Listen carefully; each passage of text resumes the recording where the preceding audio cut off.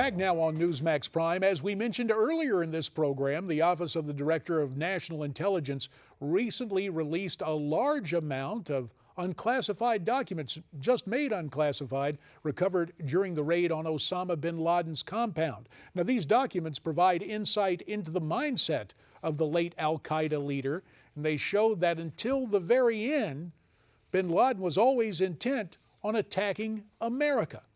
That's a good place to start with our panel. First, from Newsmax New York, Rick Ungar, senior political contributor for Forbes.com and co-host of The Daily Wrap here on Newsmax TV. And from Newsmax Washington, our good friend and Republican strategist Ford O'Connell.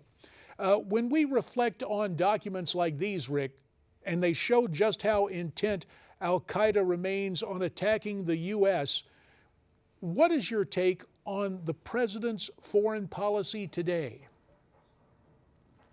Boy, that is a very big question, JD. Look, I do have foreign policy disagreements with the president. I think, look, I mean, I didn't find anything shocking in terms of what we've learned from the bin Laden papers. I do think it's important that we not imagine that just because he's gone, that strategy's gone. I think that al-Qaeda is still very much out there and is still very interested in striking at the United States. You know, it's such a massive foreign policy challenge. You've got that to worry about here at home, and you've got what is obviously a failed situation going on over in the Middle East when we see a city like Ramadi fall, where we gave up, you know, a lot of lives and fought very hard to get control of the Anbar province, only to see it now vanish into the hands of ISIL. Well, let's follow up on that. This is a problem. Let's follow up on that, Rick, and let's ask Ford. In fact, if I'm not mistaken, the presidential press secretary yesterday, in talking about this, termed Iraq a success and tried to downplay Ramadi. Your take on that, Ford?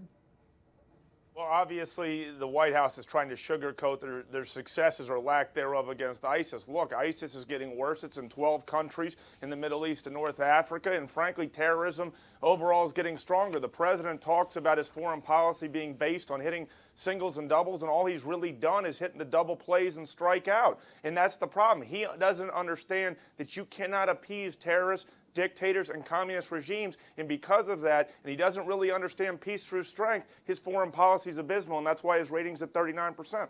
Well, let's move on to another topic closely related to this, and that is the fact that GOP presidential candidate and Kentucky Senator Rand Paul is on the floor of the Senate trying to filibuster the renewal of the Patriot Act. Senator Paul claims the renewal will further restrict the right of American citizens and give the NSA a broader reach of power. Ford, is this a wise move both in terms of public policy and in terms of the presidential race? Well, first of all, the Patriot Act needs to be reworked so that we can better balance civil liberties. But for Rand Paul, this is a way for him that he's hoping that he can shine a light on this and better spread his doctrine on foreign policy and paint himself as a reluctant warrior in the war on terror. Unfortunately, this is why Rand Paul's not going to win the presidential nomination, because he doesn't understand it. As the world's getting worse, terrorism is a big problem, and we have to think security ahead of civil liberties. Rick, earlier today, our president was at the U.S. Coast Guard Academy as the convocation speaker. In his commencement address, the president mentioned climate change, saying it would be a dereliction of duty for him to ignore the national security implications of changing global temperatures. Should he really be equating ISIS, Russia, Iran, and all its bad actors out there with climate change as a national security threat? Well, I mean, if it turns out that the threat that comes from climate change is for real, and the reason I say that is because I'm so fed up with hearing science being interpreted by both sides. I don't know who's telling the truth, who isn't, but if we could get an actual scientific discussion about this, and if it turns out that the president's right, then he is correct to equate it, because the danger it poses to the future of our kids is serious. If it turns out that it's not as serious as he's suggesting, Obviously, the other dangers you point out are very real. We know that they are. So, the only way we get anywhere on this is if those who oppose climate change stop opposing it on political grounds. Those who believe in climate change leave the politics out of it. Let's find scientists who do not have something to gain let's by assume taking for a second either that side. climate change is real. Hold on. Let's assume that it's real for a second. What is your solution to solving this problem? We only Seriously, got in the 20 global seconds. economy, what is your solution Make to the solve point, this problem? Ford.